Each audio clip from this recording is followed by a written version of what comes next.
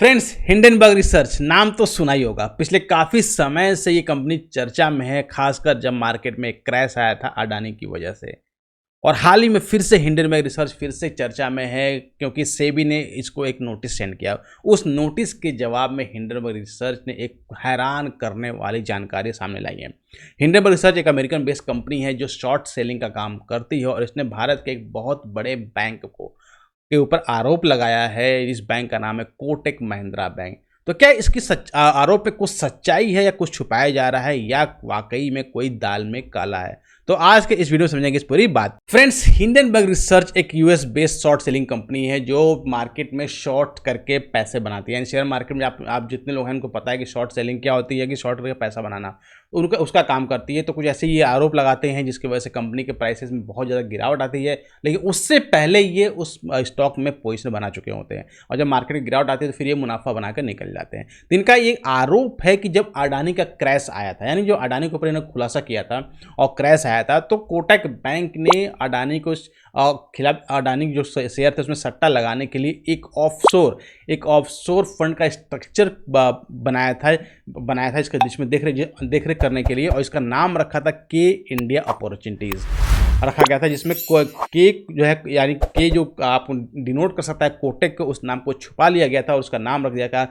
KMIL, यानी कोटक, यानी के इंडिया अपॉर्चुनिटीज़ फंड। इसलिए इसमें क्यों छुपाया गया, एक क्वेश्चन मार्क है यहाँ पे।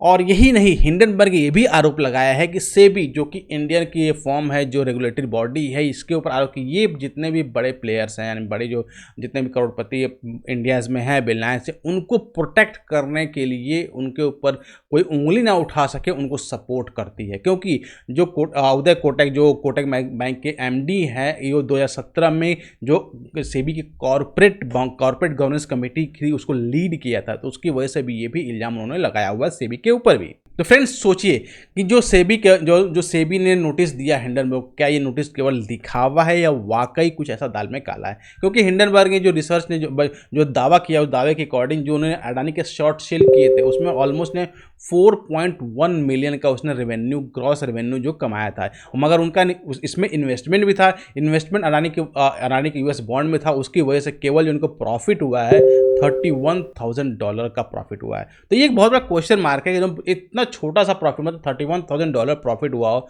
एक इतनी बड़ी रिसर्च कंपनी है जिसने एक कंपनी पर इतना बड़ा आरोप लगाया, और उसकी वजह से कंपनी में इतना ज़्यादा गिरावट आया। उस गिरावट की वजह से, इतना बड़ा गिरावट आने के बाद क्या केवल $31,000 कमाया, प्रॉफिट हुआ? ये भी एक बड़ा क्वेश्चन मार्क है कि इस डेटा पे भी कितना आप ट्रस्ट कर सकते हैं। साथ ही भारत के सुप्रीम कोर्ट में जो केस चल रहा था अडानी के इस जो भी इल्जाम था इसके वजह से, तो सुप्रीम कोर्ट का वर्डिक्ट भी आया कि अडानी ग्रुप के ऊपर अब इसके बाद कोई जांच नहीं चलेगी। सेबी की जो मौजूदा सेबी जांच कर रही है वही सफिशिएंट है इस जांच को कंप्लीट करने के लिए। तो अब बात आती है, क्या हिंडनबर्ग ने जो आरोप लगाए उसकी बाद में कुछ सच्चाई है, या कुछ सच निकल कर आएगा, या कोटक बैंक जो है इसकी जो आरोप लगाए हैं उस आरोप का कैसा जवाब देता है और कैसे उस न्यूज़ से बाहर निकलता है, ये तो आने वाला वक्त ही आपको बताएगा। तो गाइस, ये थी डिटेल इन्फॉर्मेशन जो लेटेस्ट हिंडनबर्ग का रिपोर्ट है उसके अकॉर्डिंग। तो आई होप गाइड ये वीडियो अच्छी लगी, तो इसके लिए एक लाइक तो जरूर बनता है। साथ अभी हमारे चैनल को सब्सक्राइब नहीं किया तो जरूर सब्सक्राइब कर लें, ताकि इस तरह की इन्फॉर्मेटिव वीडियो मिलती रहे। और साथ ही डिस्क्रिप्शन बॉक्स में सैमको का लिंक दिया हो, जहाँ पे क्लिक करके अकाउंट ओपन कर सकते हैं फ्री ऑफ कॉस्ट में, जहाँ पे इस तरह के बहुत सारे इनसाइटफुल्स आपको नॉलेज मिलती रहती है जो आपको ट्रेडिंग में हेल्प करती है।